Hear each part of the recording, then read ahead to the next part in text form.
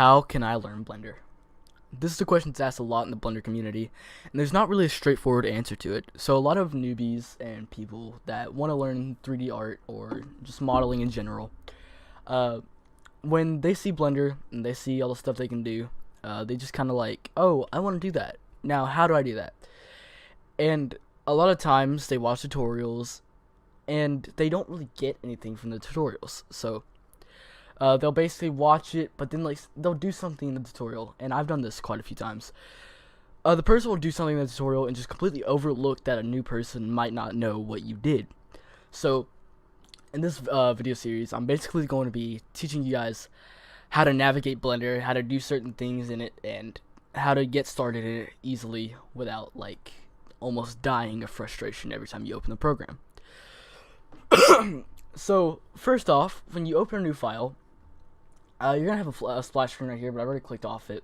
But you'll have a new file, and you'll have this default cube, and you can keep it in the scene if you want, but usually a lot of times you just delete it unless you're making something out of a cube.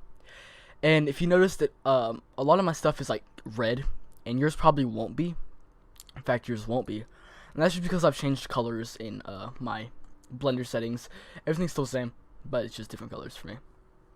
So let's start with the shortcuts and the stuff that I use regularly for making scenes. So first, moving around. Funny enough, when I first started using Blender, I had a Google search how to move around because nobody in a tutorial ever mentioned how to move around. Like, you've always had these people that are just like, oh, we'll just like add stuff in and do this, but they never told you how to move around. So how are you gonna make a 3D scene without being able to move around? So the way we just look around like this is if you just hold your middle mouse click and then just pan around, move your mouse while holding your middle mouse click. You'll do this. You'll pan around. You can see stuff. And then if you hold your middle mouse click and shift on your keyboard, you can. Shift and middle mouse, not middle mouse and shift. You can like pan around like this, which is useful. And then if you control middle mouse, you can pan in, but I usually just use my scroll wheel and zoom in like this. That's your movement. You won't really need to stray that far from that. In fact, that's pretty much the only movement that you'll need. So let's start off. Well, not start off, but let's just say you wanted to, I don't know, have this cube right here, and you wanted to rotate it. First, let's scale it up, actually. Excuse me. The way we'd scale this up is you could go over here to this little scale icon and just scale it like this and stuff. But we're not going to do that. What we're going to do is if you hit S on your keyboard, you'll bring up this menu, and you can just drag it up or down, stuff like this, and then you can scale it. Now, let's say you wanted to just scale it on one axis. So like you just wanted basically what this does, but quicker. So you just hit S and then either X, Y, or Z, depending on what axis you want. So if I've already hit S and I hit X, you can see that if I stretch it out, it only stretches on the X. And if I wanted to scale it on the Z, you can see that it only scales on the Z. And then if I S and Y, it only scales on the Y. So that's that. And so that's basically how to scale it. Rotating is if you hit R on your keyboard, you can rotate it. And if you double tap R, you get like a sort of like all axis rotation. It's the same rules apply if you want to if you want to rotate on the X axis, you just hit X, and you can only rotate on the X, and so. Basically the same thing. So that's that. Now you probably noticed these tabs over here. Now, these tabs can do a variety of things depending on what kind of object you have selected and stuff. I'll explain those in detail later. But you should automatically be over here on this little camera icon. So, in this little camera icon, you can select your render engine, how many samples you have, any effects that you have on Eevee. Don't exactly know what hair does, but shadows, just shadow settings. You don't really need to usually adjust any of those. Color management, I do adjust quite a bit, especially in Eevee renders, and I just change it to very high contrast, so I won't have to add contrast later.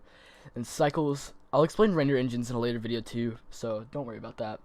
And it's basically the same thing, just a little bit different over here, and you can like change to experimental or GPU. Experimental basically just gives you features that aren't completely stable yet, but usually they're stable enough to be able to be used in projects. So next tab is your scene settings, and basically what this is just your actual render settings. So you can choose your resolution that you want to render it out, and this is really handy too. Let's say you make a scene, right? And it's a fairly complex scene, and you don't really want to render out the whole scene to make sure that it looks good. So you could basically, what I do is I just drop this down to maybe 30%, and that's just basically, instead of changing the resolution, it automatically changes the resolution, so you don't have to change this. So that's pretty cool. Aspect, I'm not exactly sure what that does, but you don't really need to change it since I haven't really needed to change it yet. So yeah. These I never change. So I just leave these as they are. Next tab is your render layer. It passes. Basically, this would just be used if you're compositing different layers on top of each other, which you would use in like really complex scenes. This scenes is right here. Your like scene settings. I know it gets confusing. You can basically choose your units. So if you want your imperial, which is like degrees, feet, pounds, seconds, or your metric, which is degrees, meters, kilograms, and seconds, stuff like that. And it basically just gives more accurate measurements. Or you could just hit none and just have like units. But usually just keep that on metric. Gravity, that's just for like simulations and stuff. Everything should be set alright. All these are already set, so you don't have to bother those. Then your world settings. So what this does is it sets up your like world. So surface should automatically be background. If it's not, change it to background. And color is just your color. So if I hop in the render view right now, we can see that it is gray. Okay, so usually in like a scene, you either want it brighter or darker. If you change it to black, you can see that it's completely black and the cube is not affected by any other light. If we change it to completely white, we can see that it is affected. So if you just leave that on like gray, like it usually is, you can do that. But that's just used. It's your personal preference, really. That's what I'm trying to get to. And if you press this little dot right here, you can change your background texture. So if you want to add an HDRI, which is just a background image that gives light to your scene, you can just environment texture and then open or create a new one. You wouldn't really want to create a new one, just open one, and it gives it this thing. Now this is your just transform settings for your object. So like if I have this selected and I like change the location, and do that, rotation, change it, stuff like that. All these you won't really have to do much, except if you want to make a wireframe. I don't really know what that does actually. So, oh yeah, I guess you can see just these edges. I don't know, but yeah, that's that. Then object constraints are just like, I don't really use this a lot. Don't really know what it does, to be honest. Then modifiers. Modifiers are something that I'll be covering in a later video. Probably the next video, actually. They're really useful for modeling, making stuff. So especially subdivision surface, just gives it more like faces and stuff. But usually use those for like spheres and stuff. You want to make something smoother. So I'll be covering these in a later video and how to use them, or the main ones that I use. Then vertex groups, which is basically assigning, like, I use it mainly for particles. And you'd basically just like go into like circle select mode by hitting C and tab into edit mode. If we tab, we go into edit mode, which is also something I wanted to cover. Edit mode is for like editing vertices and geometry of your mesh. And so let's see we like right clicked and subdivided this maybe like 10 times, right? And then we double tapped A to unselect it. And then we like grab these, and then we could assign them to a vertex group. So if we like hit plus, and then assign, we just assign all these faces to a vertex group, but we don't really need to do that except for if we're working with particles. So that's that. Then the materials tab. This is for assigning textures or just materials to your object. On 2.8, it comes with the principal BSDF, which is basically all the shaders in one, which is really handy. So that's that. Then like texture tab, which is used for like displacements and stuff, which is what I use it for. And then particles, you can just add particles stuff from it. So we just added a bunch of particles. I'm gonna delete this particle system because we don't need it right now. That's the particles tab. And this is if you want to make a simulation. So you can add a fluid, soft body, a cloth, smoke. You can make it a force field, a collision object for another simulation, just stuff like that. So that's basically this. So now up here, Blender 2.8 comes with these presets. I don't really use them. You're welcome to use them if you want, but I basically just duplicate my windows and just drag it over here. Then change this to whatever I want.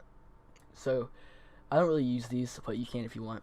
So layout is your default like window. These probably will be different if you open up a project that you made with an older Blender version, just because they didn't have these. So just keep that in mind. If you don't see one of these up here, you're probably in an old Blender file. Then modeling is basically the same thing as layout, but it's default in edit mode. Which you can obviously like change geometry and stuff. So if I hit G, which is the move tool, I forgot to mention that earlier. G is to grab objects. So if I hit G, then I can just move this. Sculpting. I don't really do much sculpting. There's a video on my channel of me trying out sculpting, but it didn't go too well. I don't really have a tutorial for sculpting because I'm terrible at sculpting. I'm not a sculptor. But there's this guy named Jan Sculpts. He has pretty good tutorials on sculpting. So if you want to learn sculpting, then I recommend going to him, not me. But basically, you can, the more vertices you have, the smoother it's going to be. Up here is also your modes. The main ones you're going to use are object mode, edit mode, object mode, edit mode, sculpt mode, and vertex paint. Or is it weight paint? Weight paint, not vertex paint. If I go back into sculpt mode, we can see that we can like do this. There is a fly in my face. Okay, when we do this, it's like it has this weird symmetry thing, right? So if I undo all that and go up here to symmetry lock and just turn off the mirror, then you see that's away now. And then there's this thing down here called dynamic topology, and it basically just adds more vertices as you're painting and just gives it kind of more vertices to work with, so you can add more detail and stuff. If we get closer, we can like add more detail and stuff. So that's that. UV editing, that's pretty advanced. I'm not going to cover it in this video, but it's basically mapping a texture to an object. Like imagine if, I don't know if you guys did this in elementary school or something, or in middle school, but I did it in elementary school, where we basically had these like sheets, and they were cut out. And they were labeled like 1, 2, 3, 4, etc. And you would cut them out of the paper and then fold them up into like an object. It's basically what this is, but with a texture. So like if we A and then U unwrap. In this case we didn't have to because it's a cube, but we can see all of our vertices are basically laid out flat, like you just peeled it off and just stamped it on something. And let's say you had a texture that you wanted to map to this. So you basically just apply this and then just hit A over here. A is to select all, by the way. Double tap A is to unselect. And then you basically, like if you didn't have a texture that fit right, you could just like scale it, rotate it. Basic movement controls carry over to here. So everything I said earlier. Texture paint, I don't really use a lot. But if you wanted to like make a texture on something, then you could do that. Shading is the materials tab from earlier over here, but this is the node graph, okay? So this is what you're going to use to make all of your material data and all your materials that you have in it. I'll be covering these in another video too. Animation is just your animation tab. Like if you want to animate something, you have your timeline right here. You can add keyframes and stuff. Rendering is where your rendered image is going to be. Compositing is where your final rendered image it's also going to be. If you wanted to add any After Effects to it, like if you wanted to like decrease saturation or like add glare, etc., lens flare, what's it called, chromatic aberration, which I used to use a lot in my renders, but I don't really anymore. That'll be all in here, and you can click auto render and use nodes too. But if you had a rendered image, it'd be right here. And then scripting. If you use a Blender for actual like art and modeling, unless you're making your own add-ons for Blender, you probably won't use these. And this is kind of like I would assume is an error log. I've never been to this tile. I didn't even know this existed until now, actually. But correct me if I'm wrong, but I assume it is for making your own add-ons or for like doing add-on stuff. Oh, also add-ons. If you up here to edit, go to preferences. Let's explore this panel a little bit. So if you've ever seen in my videos, I've used this a lot, and I've told you guys to open a few add-ons. So it might not automatically be right here, but if you click add-ons, and you can see all your add-ons that you can enable or you have enabled. So that's pretty cool. You can also search up here or install from a file if you have one other places. Then interface, you can just edit basically everything. This is how I edited my colors, by the way, in this viewport, stuff like that. Animation, this is the keyframe stuff. So, and then just system.